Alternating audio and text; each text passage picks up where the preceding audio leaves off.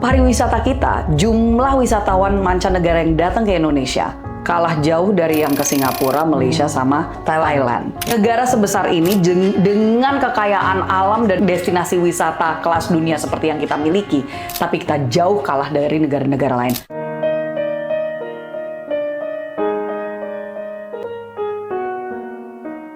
Selamat datang di Vanita Naraya Podcast bersama saya Kania Cita, dan kali ini kita kedatangan Mbak Rahayu Saraswati Djadjikusumo, anggota DPR RI fraksi Gerindra Komisi 7. Yes. Gitu ya, Mbak. Wakil Ketua Komisi 7. Wakil Ketua Komisi 7. Komisinya Mbak Sarah ini baru tahu tadi membidangi. Ini tumben-tumben loh. Biasanya nih Kania nih salah satu yang sangat well informed ya. Jadi saya kaget sekaget-kagetnya waktu dia tanya, "Hah? Mau ngomongin tentang komisi kan ESDM, bukan Kania." Ternyata berubah, maaf banget. Telah berubah. Pengetahuan Kania tertinggal di tahun 2024 terakhir ya. Yes. Di periode yang lalu. Periode yang lalu, betul. Ternyata sudah berubah sekarang Komisi 7 nih. Betul. Membidangi ekonomi kreatif, UMKM, apa aja Mbak? Coba disebutin. Iya, biar takutnya cuma 2. Iya, lupa nih aku, soalnya banyak ya. Iya. Enggak, jadi sekarang beda dengan yang sebelumnya, karena yang tadinya ada 11 komisi, sekarang ada 13, ya kan? Untuk Komisi 7, secara spesifik kita membidangi perindustrian, pariwisata, ekonomi kreatif, karena udah bukan parekraf ya. Jadi ada Kementerian Pariwisata, Kementerian Ekonomi Kreatif, UMKM, koperasi di komisi yang berbeda, itu satu yang juga menjadi perbedaan. Lalu kita ada Badan Standarisasi Nasional, TVRI, RRI, dan Antara. Badan Standarisasi Nasional nih baru apa udah ada ya Mas? Nggak, udah lama. Oh, udah lama ya? Jadi yang bikin SNI itu mereka. Oh, yang bikin SNI. Yes. Oke. Siap, Mbak. Berarti ini kan sebenarnya bilangnya banyak banget, tapi kita mau coba narrow fokus di topik kali ini. Karena waktu terbatas ya. Kalau enggak kita ngomongnya sampai besok. Iya, kalau dibahas semua 20 jam belum cukup ya? Belum cukup itu sekali. Tapi Mbak Sarah sendiri di dalam Komisi 7 emang ada spesifik ke UMKM dan ekonomi kreatif atau ada? Enggak, sebenarnya kita kan secara keseluruhan ya, untuk semua bidang kan pasti. Tapi saya mungkin kita di antara pimpinan ini, karena ada 5 pimpinan, 1 ketua, 4 wakil ketua, kami kayak ada pembagian tugas lah, siapa yang lebih fokus kemana. Nah kebetulan memang karena saya salah satu ketertarikan terbesar, karena memang pelaku di industri itu adalah ekonomi kreatif. Jadi saya lebih fokus di ekonomi kreatif. Fokusnya di ekonomi kreatif ya Mbak. Sebelum kita masuk ke topik ekonomi kreatifnya itu sendiri Mbak, sebenarnya kan masyarakat tuh taunya paling yang udah populer ya ekonomi kreatif tuh lebih ke film, musik gitu kali ya. Terus banyak yang kayak ngerasa pemerintah kurang support ke lokal artis gitu-gitu ya Mbak ya. Nah, mungkin kita nanti mau masuk ke isu itu, tapi sebelum masuk ke sana sebenarnya yang menjadi domainnya legislatif tuh supportnya bentuknya apa Mbak harusnya? Iya, soalnya orang kayak mungkin kayak ini gue harus ke menterinya. Pokoknya mikirnya semuanya di DPR gitu kan. Kalau demo juga DPR gitu. Tapi kayak apakah ini sebenarnya menterinya gitu? Kayak dia nih yang suka demo nih. Jadi ini yang kita sempat berdiskursus dan berdiskusi tentang itu gitu ya. Selalu Mbak Sarah salah satu MP yang bisa dikontak, Mbak. Aku mau dong diskusi ini. Nggak, karena memang benar. Istilahnya kalau kita mau ngedemo ya atau melobi sesuatu itu kan harus tepat sasaran. Betul. Nah jadi dalam hal ini mohon untuk dipahami bahwa kita ini di DPR ini kan fungsinya 3 ya. Fungsinya hanya 3 ya, jangan ditambah-tambahin. Yaitu yang satu pengawasan, yang kedua legislasi itu sendiri. Jadi kita yang membuat sebuah produk hukum. Tidak semuanya, mainly kalau DPR RI itu undang-undang, DPRD itu peraturan daerah.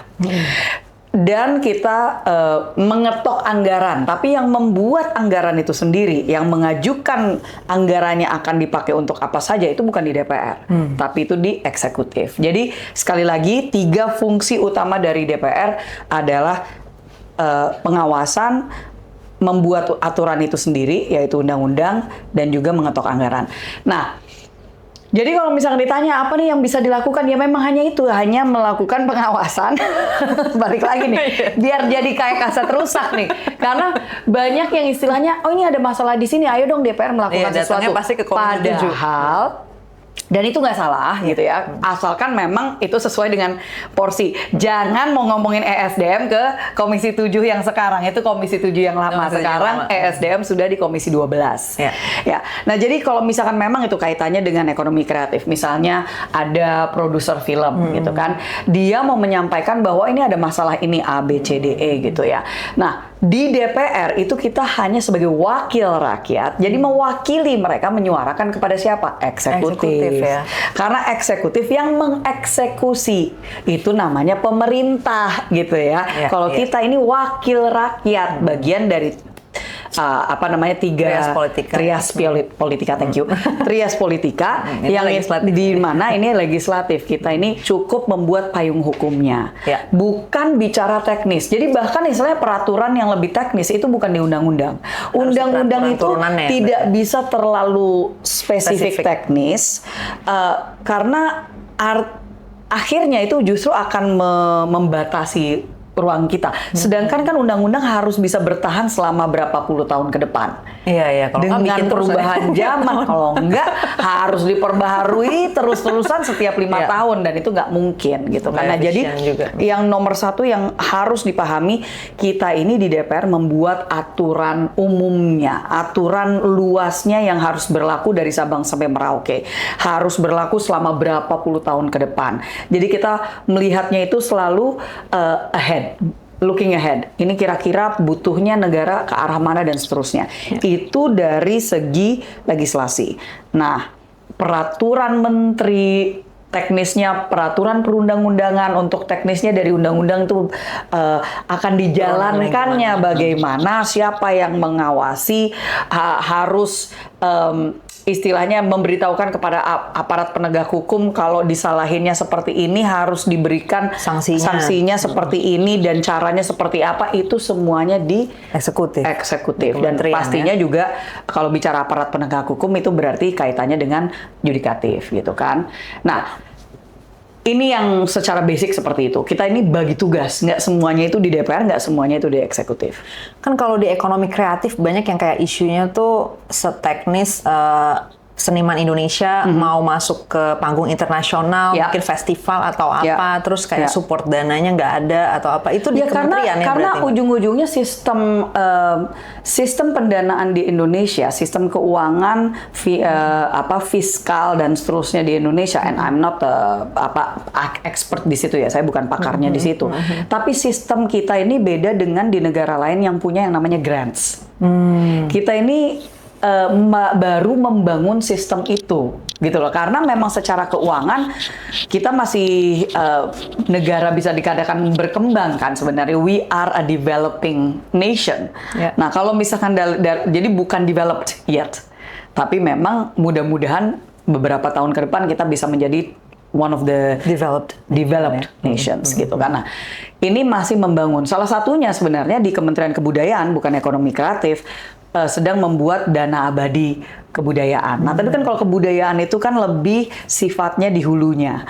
Jadi bicara tentang dana abadi untuk merawat museum, destinasi yang kaitannya dengan peninggalan sejarah, bahasa-bahasa dan seterusnya. Ya, itu yang menjadi penggunaan dari dana abadi itu. Nah, di ekonomi kreatif, Pak Menteri Ekonomi Kreatif pun juga sedang memikirkan untuk bagaimana adanya semacam dana abadi creative fund lah istilahnya, untuk adanya dana yang bisa digunakan untuk mendukung pengusaha ekonomi kreatif. Kalau misalkan tadi dibilang bahwa filmmakers mau ke film festival dan seterusnya, dananya kok nggak ada, emang nggak ada, dananya nggak ada. Intinya dananya memang tidak ada gitu loh. Dan sistem di negara kita itu secara financially ya, kalau saya bacanya itu nggak bisa earmarking. Jadi misalnya pariwisata menyumbang sekian triliun rupiah untuk devisa Indonesia, tapi itu nggak langsung serta-merta dari berapa sumbangan mereka langsung dialokasikan untuk Kementerian Pariwisata. Nggak seperti itu, gitu. Karena kita masih ada banyak sekali bisa dikatakan program prioritas, ya kan? Apakah itu istilahnya kan udah secara hukum satu-satunya yang sudah di-earmark dalam undang-undang kita tuh hanya satu bidang, yaitu pendidikan. Secara undang-undang clear tertulis 20% dari APBN. Ya. Karena gini, pendidikan kan nggak ada, you're not making money off of dunia pendidikan, kecuali semuanya dijadikan swasta dan semua orang harus bayar. Kan justru kita memberikan, ini kan apalagi kemarin MK baru menyatakan bahwa swasta pun juga harus bisa, masyarakat harus bisa mengakses dan seterusnya. Nah, tapi pasti akan diperdebatkan caranya bagaimana membiayai untuk membiayai itu semua gitu kan. Kembali lagi, karena kita menyatakan, ini kan kita punya namanya Pancasila. Pancasila itu kan ada yang namanya keadilan sosial. Kalau kita bicara keadilan sosial, tidak semuanya itu dengan mindset kapitalis. Yang artinya nggak serta-merta, oh karena yang menyumbang sekian, ya dia berhak untuk dapat juga lagi segitu. It's not like that. Nah, jadi untuk teman-teman yang ada di sektor ekonomi kreatif, ya ini kan kita ada 17 subsektor. Kita ini, dan bahkan bukan hanya ekonomi kreatif, sebenarnya semua yang ada di dunia swasta, artinya semua yang bukan bekerja di public sektor, yang AKA tidak semua yang tidak bekerja sebagai birokrat, tidak bekerja sebagai ASN. Lu kalau bukan ASN ya lu di swasta itu namanya, ya kan? Mau itu buruh, mau itu punya istilahnya laundromat, punya bengkel, bahkan bekerja sebagai petani, kau adalah swasta. Ya kan? Nah, kalau kita bicara swasta artinya apa ya? Kita memang harus memikirkan bagaimana untuk justru menjadi kontributor untuk pembangunan bangsa secara ekonomi. Ya kan? Kita ini nggak bisa mencapai 8% pertumbuhan ekonomi kalau masyarakatnya nggak ikutan. Dengan apa? Konsep apa? Ini saya kemarin baru aja dapat satu video Bung Hatta lagi bicara tentang pembangunan sekolah rakyat waktu itu. Dan dia menyatakan bahwa ayo masyarakat gotong royong membangun sekolah dan rumah sakit. Karena kan di awal negara ini berdiri, we don't have the money. Negara nggak punya duit gitu loh. Untuk membiayai semua. Artinya kita semua harus gotong royong. Prinsip utama dari Pancasila kalau benar-benar ditarik itu sebenarnya semangatnya adalah apa? Gotong royong sebenarnya. Kalau belajar tentang awal mula dari Pancasila itu ada bahkan Undang-Undang Dasar 1945, musyawarah mufakat, it's all about gotong royong. Nah, ini kita seakan-akan kayak masih ada krisis identitas menurut saya. Karena di satu sisi mau dibantu semua, tapi di sisi yang lain istilahnya enggak, kita adalah negara demokratis, kita adalah negara dengan semangat ya ada kapitalismenya juga, istilahnya entrepreneurship gitu kan. Nah, ini yang menurut saya memang harus, maaf ya agak philosophical banget gitu ya. Di awan-awan. Tapi maksud saya bahwa ujung-ujungnya kita memang harus mengupayakan adanya sebuah dana fund yang bisa digunakan untuk mendukung para pengusaha di sektor ekonomi kreatif. Yes, terutama mereka yang di daerah-daerah yang mungkin melestarikan kebudayaan lokal, tradisional. Apakah itu mungkin sanggar-sanggar tari, atau juga mereka yang masih pembatik, ya kan? All of penenun dan seterusnya, all of this yang istilahnya melestarikan ekonomi kreatif dan budaya lokal kita, itu memang harus didukung. Nah, untuk itu ada, ya kita harus menciptakan sebuah ekosistem. Nah, itu yang kita lagi dorong. Dari DPR sangat setuju dengan Kementerian Ekonomi Kreatif, harus adanya ekosistem yang kuat. Jadi kita nggak bicara pendanaan saja. Kayak misalnya Jumbo, sebagai contoh. Jumbo ini di awal, karena mereka kan pembuatannya 5 tahun, berarti yang ada sekarang, kementerian yang sekarang nggak terlibat, gitu loh. Tetapi salah satu yang dilakukan untuk mendukung adalah mendukung pemasaran, misalnya di bagian ya akhirnya, gitu kan, untuk memastikan bahkan si Angga Sasongko, produsernya itu cerita bagaimana ada masalah waktu itu, jadi belum tayang filmnya, belum dirilis, tapi rupanya udah ada yang bajak dan bagi di Telegram.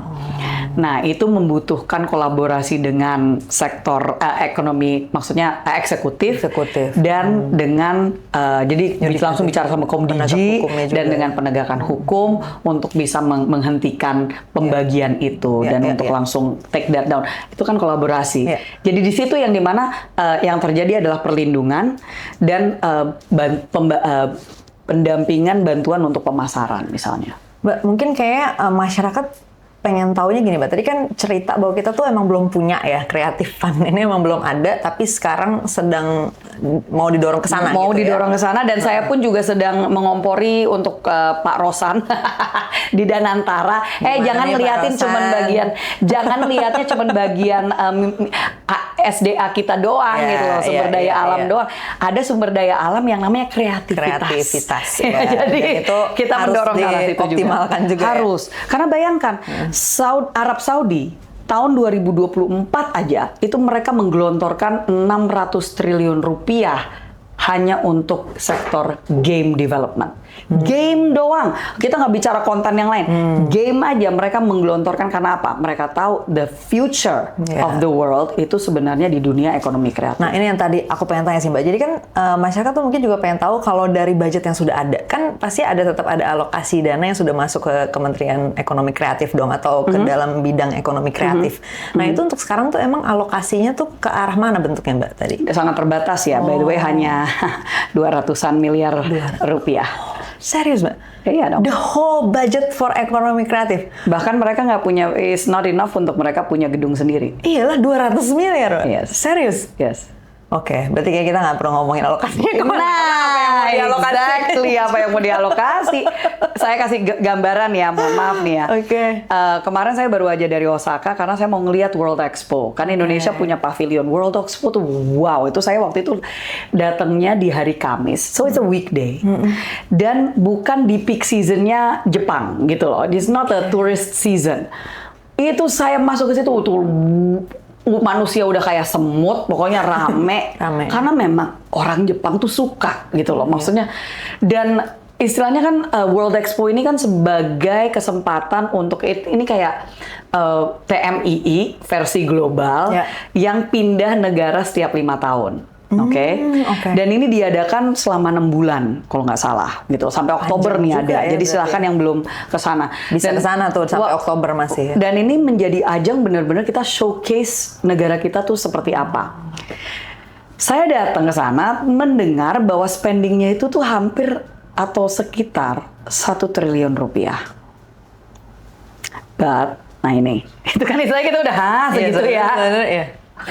Tapi pas saya ke sana dan memang awalnya mikir worth it nggak sih gitu. Tapi emang gila jumlah manusia yang datang dan waktu saya lagi datang ke reception area-nya gitu ya untuk Pavilion Indonesia. Kan ditanya siapa di sini yang pernah ke sana? Kan kita mikir dari Jepang tuh biasanya banyak banget ya turis yang datang ke Indonesia. Tapi tahu nggak?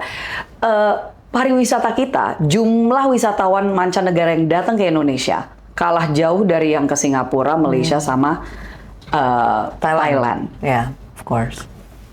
Negara sebesar ini dengan kekayaan alam dan destinasi wisata kelas dunia seperti yang kita miliki, tapi kita jauh kalah dari negara-negara lain. Why? Nah di situ waktu itu saya melihat karena apa? Indonesia masih oke nih, kita di kalangan pokoknya pavilion jajaran pavilion yang biasa. It's normal, exactly kita di sebelahnya. Kita di antara Australia sama India. Ini budget, sorry Mbak, tadi 1T itu berarti nggak mungkin dari budget ekonomi kreatif ya? No, dan itu pun juga banyak sekali dari sponsor swasta. Oh, sponsor swasta. Yes. Turunan tuh ya? Turunan semua. Itu pun istilahnya pas saya ngeliat, then I get it why segitu. Karena emang it's very impressive ya, impressive. Dan yang saya lihat waktu ditanya siapa yang pernah ke sana, karena kita mikir banyak dari Jepang tuh udah ke Indonesia gitu kan. Cuman 3 orang mungkin dari 30 orang yang ada di ruangan itu yang angkat tangan. Saya bilang, oh well then this is worth it gitu loh. Istilahnya ini banyak banget yang belum pernah, bahkan emang saya keliling tanya sama taxi driver, tanya sama waitress, banyak kita pikir ya oh Indonesia sudah sangat dikenal karena orang besar, udah pada karena orangnya kenal banyak, Bali semua, karena Bali ya. Banyak yang masih belum tahu loh Indonesia itu di mana, Bali itu seperti apa, banyak yang belum. Jadi ini top funnelnya aja masih mandek gitu ya, exposure. Kita pikir satu T itu udah gede gitu ya. You know what? Then I understand why Malaysia tuh masih bisa ngalahin Indonesia. Oke. Mampir mereka nggak tega untuk mampir. Mereka kita di jajaran yang biasa gitu ya. Ini mereka pavilionnya 2 kali lipat ukurannya Indonesia. Ditaruhnya pas di pintu masuk. Oke, I langsung nggak cukup gila. Kayak 1 T nggak cukup tuh. Nggak cukup tuh.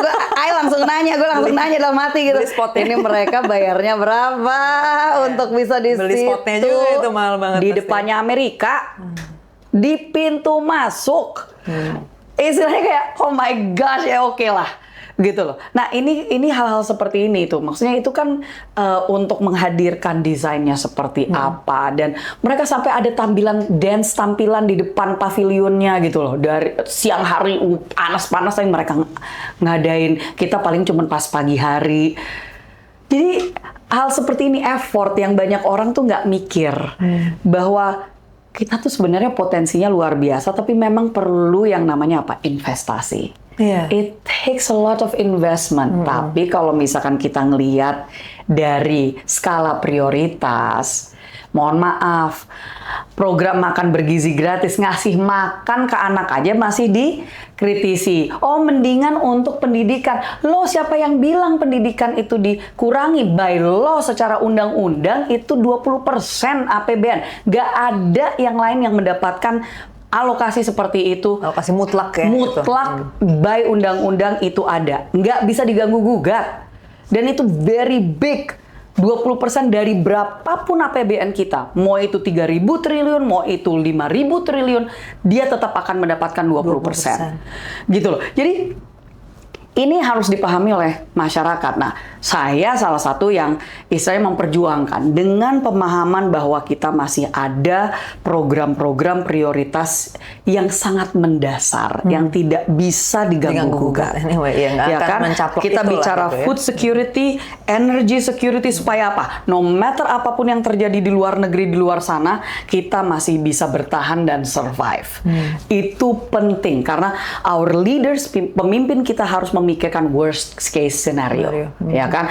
If World War III happens, kalau perang dunia terjadi, Indonesia bisa bertahan atau tidak tanpa import A, B, C, D, E. Cukup nggak makan kita untuk berapa waktu ke depan? Itu kita dukung dan itu harus. Nah, bagian saya dan kawan-kawan yang memperjuangkan ekonomi kreatif, kita bagaimana kita bisa mengembangkan ini tanpa kita ngambil dari situ.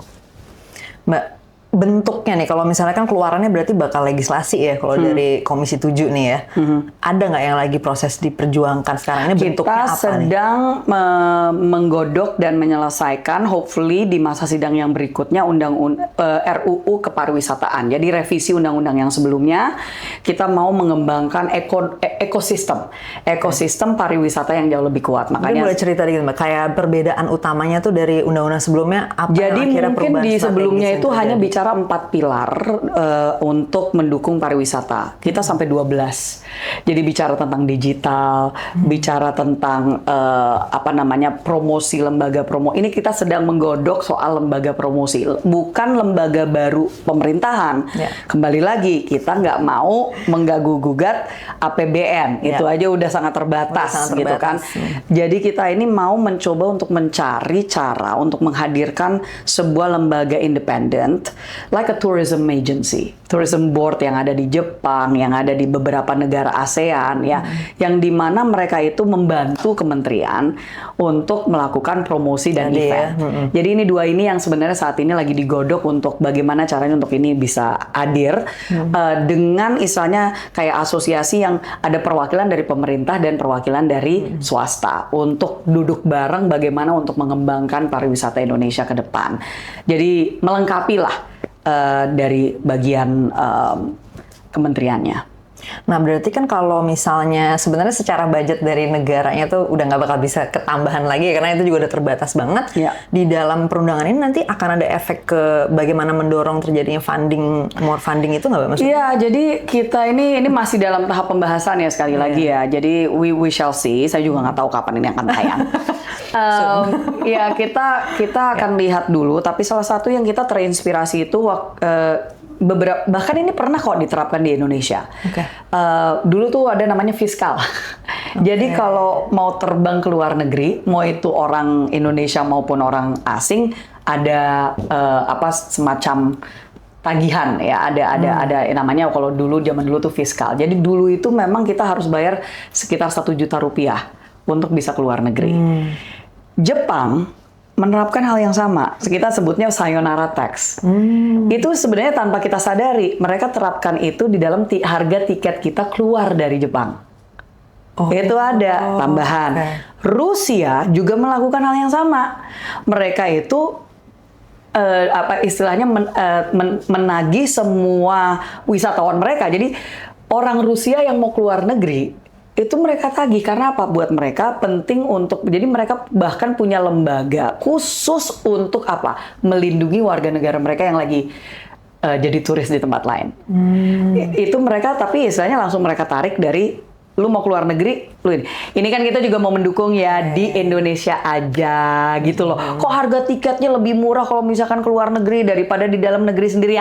Kita akan buat lah ini supaya lu mau ada di Indonesia, karena kita punya destinasi-destinasi wisata di Indonesia yang tidak kalah dari negara-negara lain, dan kita mau mendukung promosi ini supaya itu menjadi income, terutama untuk daerah-daerah yang memang akan dependent on pariwisata gitu loh. Kayak ini kan banyak daerah Indonesia Timur yang sebenarnya sangat luar biasa untuk di visit. Ini kan yang lagi rame soal Raja Ampat. Kenapa harus ada pertambangan di situ? Hello gitu loh. Itu malah merusak gitu kan. Padahal itu one of, kalau bukan one of, I would even say, I would argue sebagai diver ya. I would argue it is the best diving spot in the world. Salah satu depending, ada yang sukanya pokoknya arusnya kencang deh. Bagi saya it is the best, terbaik, dengan pelayanan yang luar biasa, masyarakat yang sangat ramah. Indonesia tuh hospitality-nya my god heaven, mungkin kalah hanya dari Jepang, that's it. Karena mohon maaf, kalau di sini semuanya masih minta ditip, kalau di sana marah kalau misalnya mereka ditip, ya. Curhat dikit. Tapi maksudnya that's not a bad thing. Itu kan budaya ya, budaya. Kalau di sana itu mereka adalah bagian dari budaya mereka. Kita harus melayani, gitu kan. So saya salut banget lah sama masyarakat Jepang ya dalam hal ini. But again, ini kan kayak apa ya, pariwisata tuh masih kayak dipandang kayak anak tiri gitu loh, dipandang sebelah mata. Padahal nilai ekonominya, ke Singapura hanya gara-gara ada beberapa site destinasi. Saya ke Singapura ngapain sih? Tapi again, ya untuk wisata, karena mereka ada wellness wisata juga buat health, ya kan? Kesana apa? Untuk berobat. Itu juga wisata berobat. Health. Sekarang banyak yang kemana? Turki. Buat apa? Nanam nih rambut. Itu juga wisata, gitu loh. That's for that. Ke Korea apa? Permak. Right? Singapura, dari Marina Bay Sands sendiri, 224 triliun in 1 year. Ini satu island yang, tapi itu ada fitur wisata yang kita belum punya ya, Mbak? Ada. Tapi saya nggak ke situ ya. Saya pokoknya cuma ngomong bagaimana sebuah island state yang ukurannya cuma seberapanya, bahkan istilahnya cuma equivalent to Jakarta. Masyarakatnya kalau kitanya nggak ke sana juga hello, kosong kali. Ya kan? Mereka sangat bersandar kepada kita gitu loh.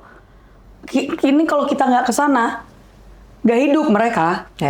Tapi kalau mereka bisa, musuh kita nggak bisa, itu loh yang gemesnya. Jadi kita ini memang harus di luar dari apa yang sedang pemerintah lakukan. Kita harus mendorong supaya bagaimana, ayo kita yang punya kreativitas, kita yang ada di dunia ekonomi kreatif ini, kita kembangkan dengan kekuatan orang-orang yang memang punya kemampuan dan mau untuk membangun kita. Ayo gotong royong untuk membangun kekuatan ekonomi kreatif kita. Untuk menutup nih Mbak obrolan kita kali ini, aku rasa mungkin dari yang nonton ini juga biasanya rasa ya udah berapa udah Iya. setengah jam. Sorry. pasti masih banyak banget sebenarnya yang perlu dieksplor lagi, tapi secara singkat aja supaya teman-teman mungkin di sini ada yang kepikiran, oke, gue mau support nih kerja-kerjanya DPR Komisi 7 atau teman-teman ekonomi kreatif. Apa sih kayak low hanging fruitnya yang perlu teman-teman lakuin sebagai warga lah gitu ya, mungkin dimanapun mereka berada ya, apakah kalau mereka di daerah apa mereka mesti ngapain gitu, mungkin bisa. Nomor satu komunikasi sih. Komunikasi dalam arti apa? Kita senang sekali kalau misalkan kita dapat masukan dari masyarakat, apakah itu laporan tentang apa yang sedang terjadi di sana yang kaitannya dengan bidang kita. Lewat mana Mbak ngomongnya? Oh, apakah itu DM ke kami atau mungkin istilahnya nulis ke sekretariat, itu kan juga ada ya, bisa menghubungi sekretariat di komisi kami, atau ya banyak dari kita anggota Komisi 7 sangat aktif Di Instagram, di media sosial, bisa langsung DM aja. bisa langsung atau istilahnya nulis surat ke Komisi 7 dengan laporan lengkap apa yang sedang terjadi di daerah masing-masing, supaya itu menjadi bahan buat kita. Bukan kita ya, sekali lagi, bukan kita yang membuat aturan, karena aturan di daerah itu kan perda. Kita ini undang-undang, jadi bukan kita yang juga implementasi itu di eksekutif, tapi kami bisa membantu untuk mengawal. Ini salah satunya yang sekarang yang sedang betul-betul sedang dibahas juga, salah satunya adalah tentang status geoparknya Danau Toba. Sedang goyah. Yang kedua juga persoalan tambang yang terjadi di Raja Ampat. Jadi kita sangat membutuhkan, silahkan laporan, jangan merasa aduh di daerah saya banyak masalah gitu kan, tapi terus habis itu cuman ngomelnya di medsos tapi nggak menyampaikan gitu loh. Nggak harus viral, sampaikan aja gitu loh, karena memang tugas kami untuk bisa memperjuangkan. Ada lagi nggak Mbak selain komunikasi ini yang mungkin kayak perbanyak wisata domestik? Kalau itu sih udah pasti, tapi kan ini nanyanya yang kaitannya sama DPR gitu kan. Silahkan, mari kita dukung di Indonesia aja. Yes, dan dukung juga kalau misalkan ada temen-temennya yang mungkin dianya keren banget tuh sebagai graphic designer, ada juga sebagai interior designer. Ya ayolah, pakailah produk-produk lokal ya kan, baju, dan dukung istilahnya sektor ekonomi kreatif dan pariwisata lokal kita. Oke, sorry Mbak, dikit lagi aku jadi penasaran tadi gara-gara nyebut ini kayak desainer buat karena orang-orang pasti bakal ngomong gimana dengan AI. Ada sedikit nggak Mbak soal? Karena dia kan nggak bisa menahan diri. Gitu. Karena kan industri kreatif kan pasti balik lagi nih. Orang akan ngomongin gimana dengan ancaman replacement graphic designer dan lain-lain. Nah, dari kata yang dirimu pakai katanya aja, itu kan sudah menjadi satu perspektif ya. Ada tone seperti negatif gitu ya. Karena gini, kalau kita bicara kemajuan zaman, mereka banyak yang nggak setuju dengan ini internet merusak segalanya. Medsos bahkan dikatakan merusak segalanya. Terlalu banyak. Jadi kan ada banyak gen alpha yang pokoknya udah shutdown, mereka mau disconnect. Ya kan? Ada gerakan seperti itu. Tetapi sama halnya dengan internet, sama halnya dengan medsos, e-commerce, dan seterusnya. Ada pro-nya, ada kontranya.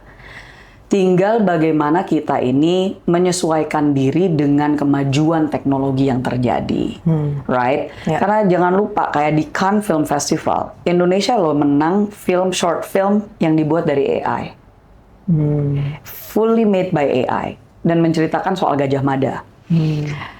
Jadi kalau misalkan di film festival setara Cannes aja itu udah membuka untuk adanya istilahnya AI made films, bukan berarti, saya yakin seyakin-yakinnya, tidak berarti bahwa dunia akan langsung berpaling. Istilahnya gini, kita semua udah bisa baca buku secara online, udah banyak nih e-books. Apakah terus buku akan hilang? Kan enggak. Banyak dari kita pasti akan still menggunakan buku nyata gitu loh, yang it's not online but it's real books, hardcover, soft, whatever. Pengalamannya itu ya nggak bisa. Jadi ya itu akan selalu ada variasi akan selalu pengalaman. akan ada variasi. Kita for the illustrator, graphic designers, interior designers, architects segala macam, semaju-majunya AI, just make yourself so good that you're indispensable gitu loh. Kita ini istilahnya kalau misalkan mau juga sebenarnya politisi juga bisa dihilangin. Ya kan kalau kita bicara tentang AI, tapi sejauh mana? Tapi kalau robot yang turun ke dapil orang bingung, Mbak. Exactly. Jadi tetap kan kita kan nggak bicara harus menguongke gitu kan. Kalau yang menguongke adalah AI piye gitu kan. Jadi pasti ada batasannya lah. Pasti ada batasannya. Nggak semuanya. Jadi mari justru kita ini harus terus bisa ngebalance dan melihat dengan kacamata yang holistik lah. Thank you banget Mbak Sarah, terima kasih udah mampir ke Vanity Menarik Podcast. Terima kasih semua udah nonton, like, share, komen video ini, boleh langsung DM ke Mbak Sarah by the way kalau udah ada masukan. Yes, @Rahayu Saraswati. Ya, subscribe juga channelnya. Oke, sampai ketemu di episode lainnya. Dah.